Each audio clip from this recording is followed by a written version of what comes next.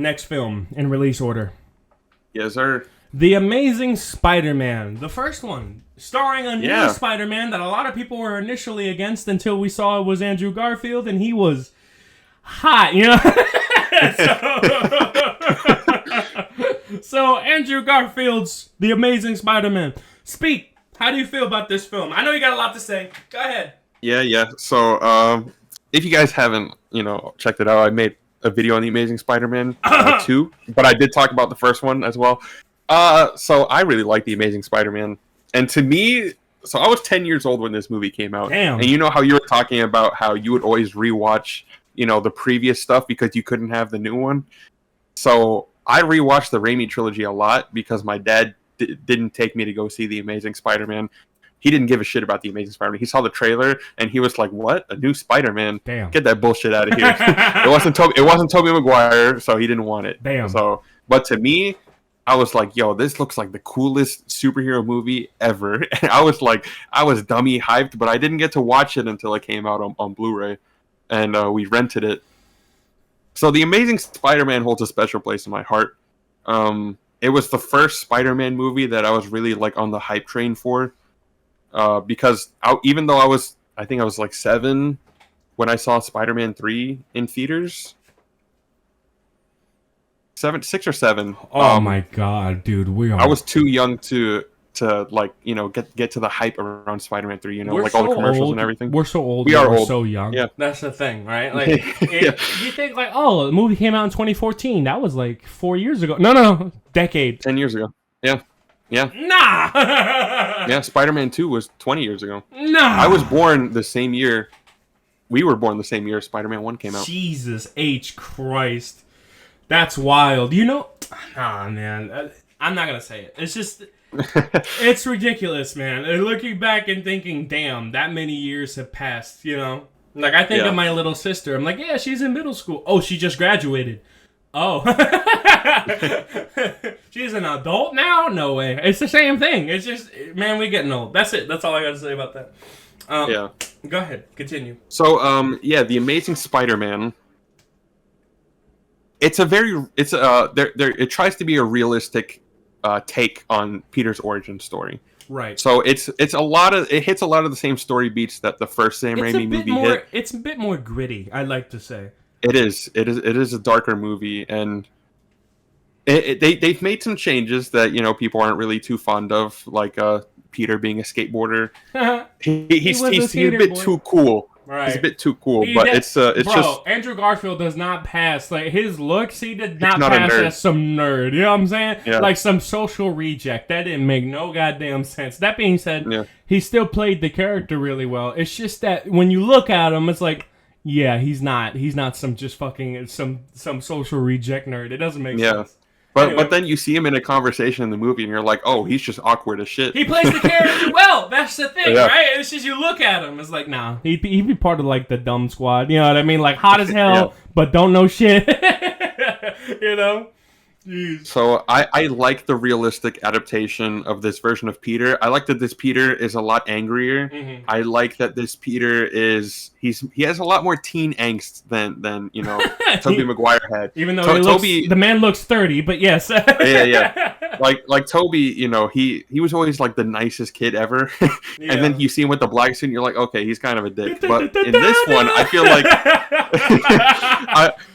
I feel like Andrew Garfield's Spider-Man is kind of a dick at times. Mm-hmm. He's still a nice guy, but he can be a dick when he really wants to be. And I think to me that's more of a realistic take on the Peter Parker character. And it's always a take that I kind of gelled with a lot. And so Andrew Garfield's my favorite Spider-Man actor. Really? But he's not in the best movies. I remember that. Yeah. He's my favorite Spider-Man actor, but he's not in the best movies. Mm-hmm. And so, when you talk about flaws with the Amazing Spider-Man, you got to look at the Lizard, because bro's just a generic. Yeah, he has CGI monster. He's nowhere near as complicated as the other villains in the Sam Raimi trilogy.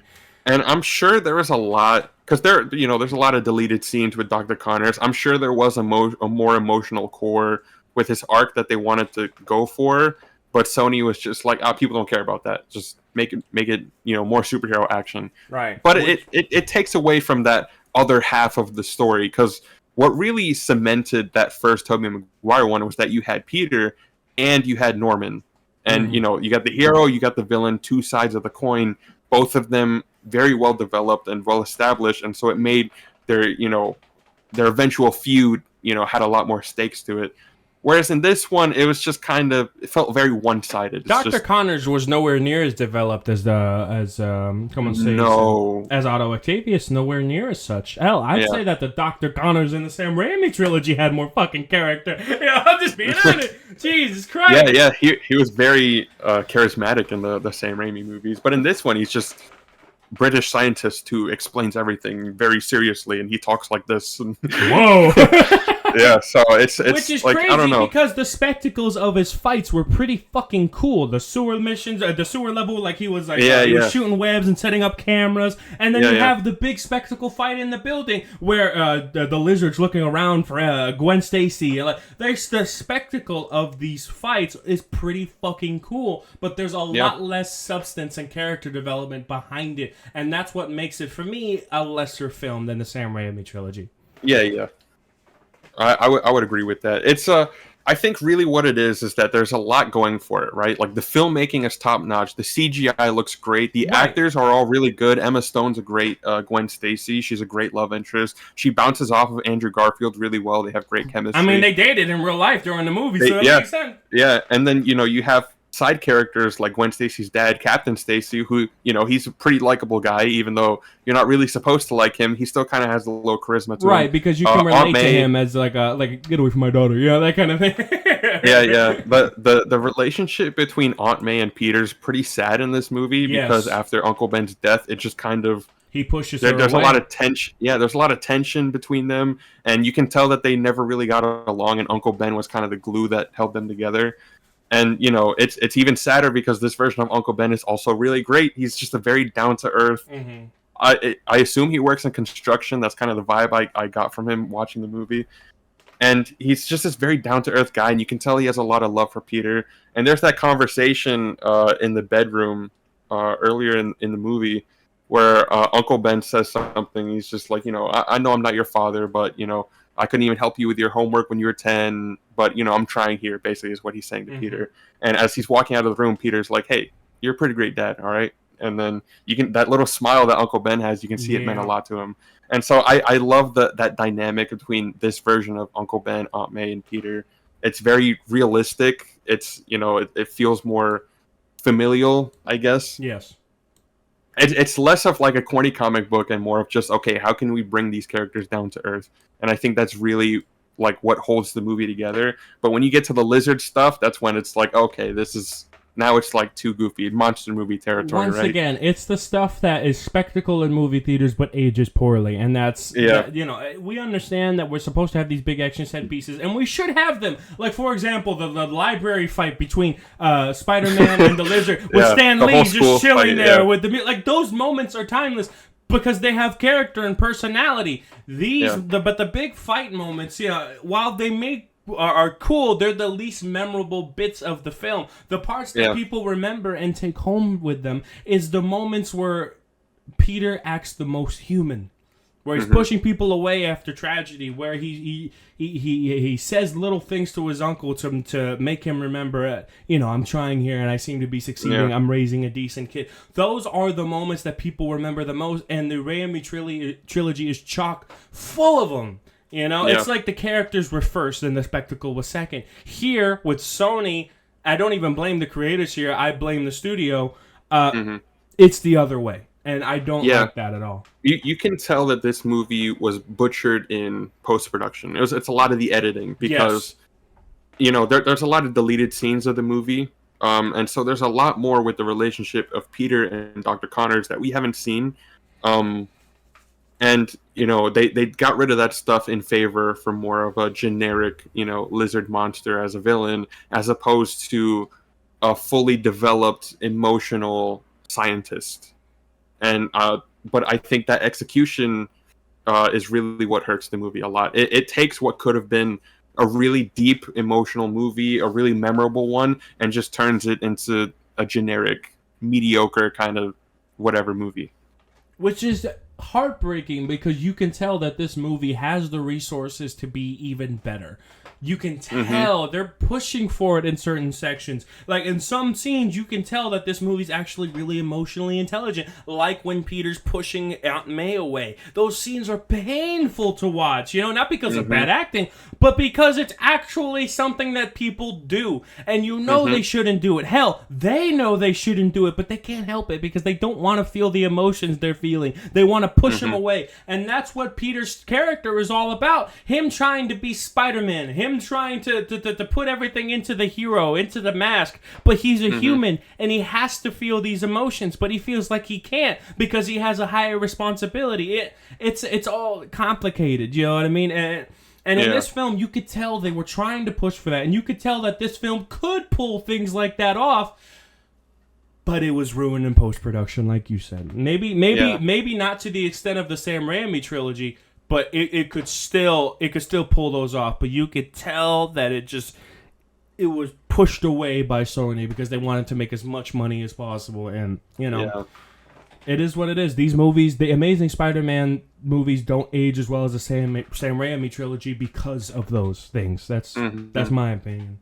Yeah, and the Amazing Spider-Man just holds a special place in my heart. Like I said, I was 10 years old when the movie came out. First Spider-Man movie I was on the hype train for. And, you know, to me, it does a lot of things that a lot of superhero movies nowadays would kind of be afraid to do, I think.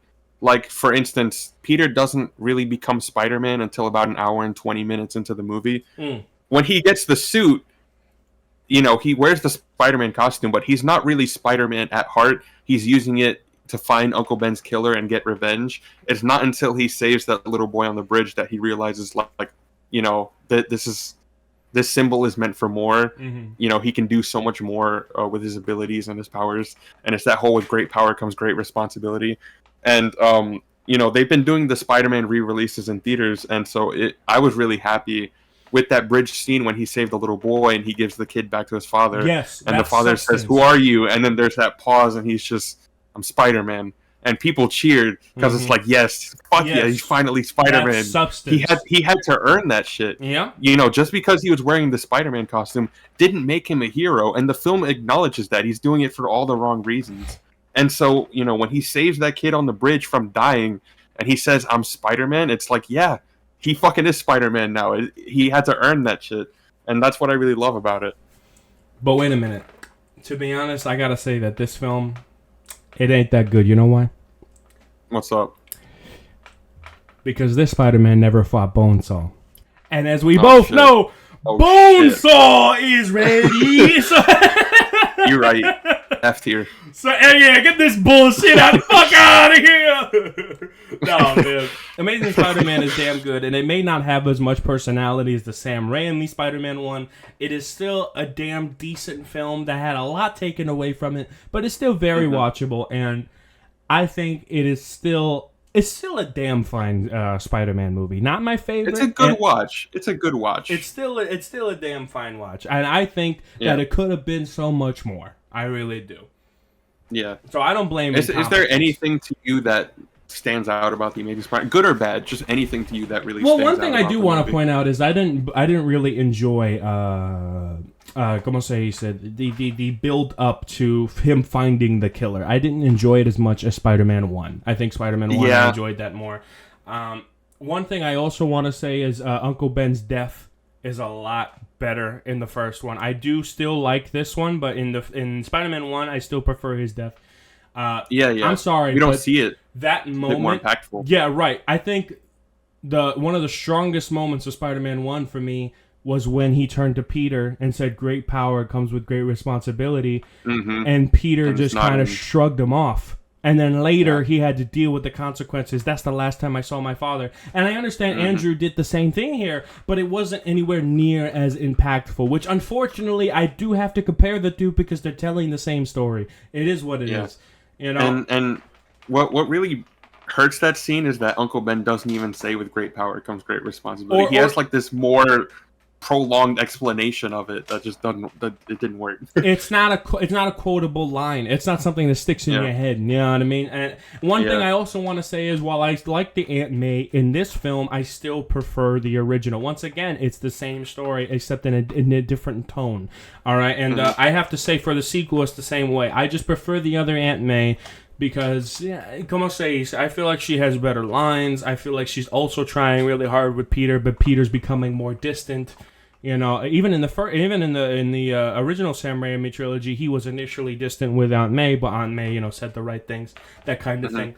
And I feel like there were more stakes with Aunt May's character other than Amazing Spider-Man. One thing I do really like about the first Amazing Spider-Man, and something that I think holds this movie up, is that crane part where he was having trouble swinging. He had to go save Gwen Stacy, and so I was like, damn, I can't get there in time. But then the city of New York helped him out because they accepted him as their hero, and so he went out and swinged on the cranes. Those kinds of moments are really triumphant, and it really makes you feel something, so I can't say that The Amazing Spider-Man's a bad film, because it's not. It's got some great moments.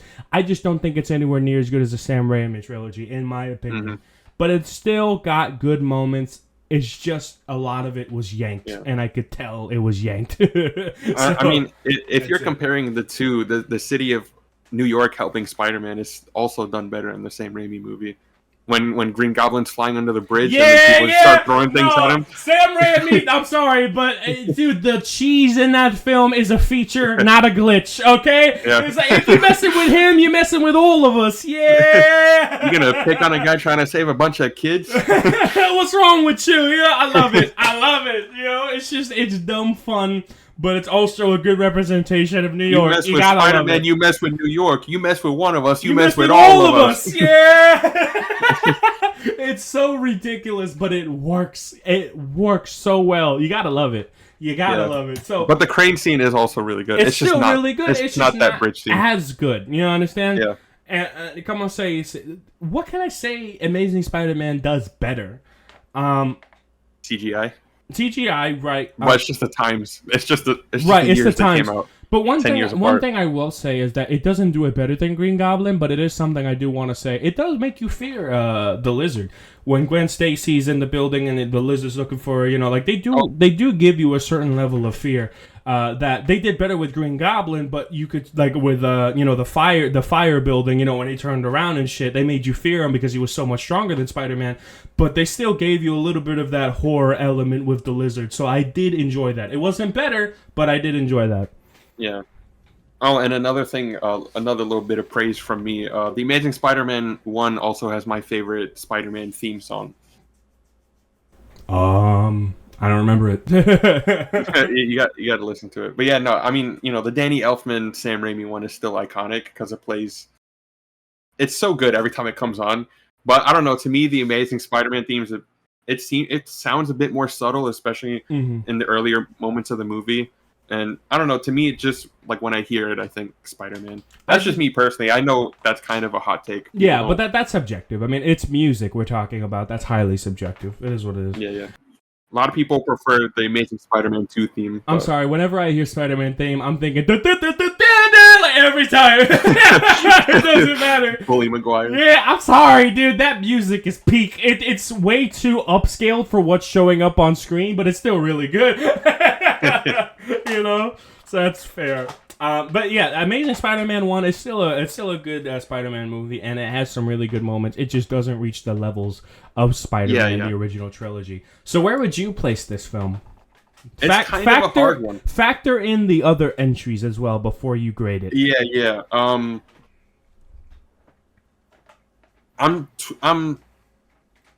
split between A and B tier because I think, when you factor in all the ideas, when you factor in the film production, the performances, all this good stuff it has going for it, it's A tier.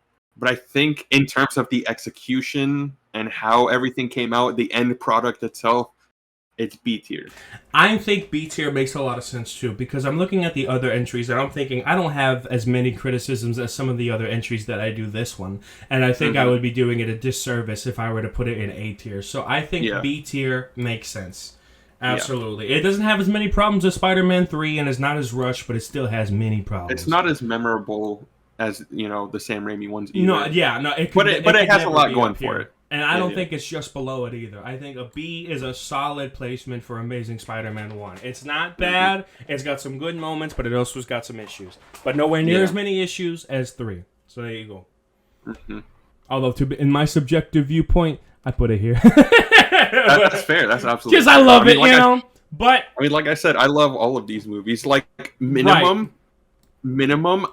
like the weakest Spider-Man movie, which would be Spider-Man 3. I still give that shit like an 8 out of 10. It's still awesome, because you that love shit it. Is still like an 8 out of 10 movie. We're mad biased, and it's okay. But looking at it from a critical perspective, C makes sense. I agree with you. If I'm trying to be fair to myself, yes. If this was like, a superhero movies like in general, and then all the Spider-Man movies happening on there, Spider-Man in general, S tier. Like, it's just an S tier superhero. Yeah. Oh, I agree. That's all I got. Yeah. Como se dice? Okay.